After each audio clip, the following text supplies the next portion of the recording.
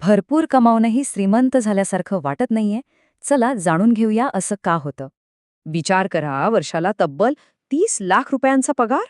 हा आकडा ऐकून वाटतं की आर्थिक यश म्हणजे दुसरं काय असतं. पण खरं तर कागदावरचा आकडा आणि श्रीमंत असण्याची भावना यात खूप मोठं अंतर असतं. मग प्रश्न पडतो की इतके पैसे जातात तरी कुठे? चला हिशोब बघूया. अरे बापरे, पगाराचा मोठा हिस्सा तर सरळ टॅक्स आणि खर्चातच निघून जातो. आणि मग हातात काय उरतं? संपत्ती नाही, तर फक्त आर्थिक गोंधळ. म्हणजे प्रॉब्लेम पगारात नाहीये, तो आहे एका योग्य सिस्टमच्या अभावात. म्हणजे कसं? कोणतंही प्लॅनिंग नाही, कुठेही गुंतवणूक, सगळं अंधाधुंद. यामुळे फक्त प्रगतीचा भास होतो, पण खरी संपत्ती मात्र तयार होत नाही. इथेच दोन विचारसरणी दिसतात. एक फक्त उत्पन्न वाढवते, दुसरी संपत्ती निर्माण करते.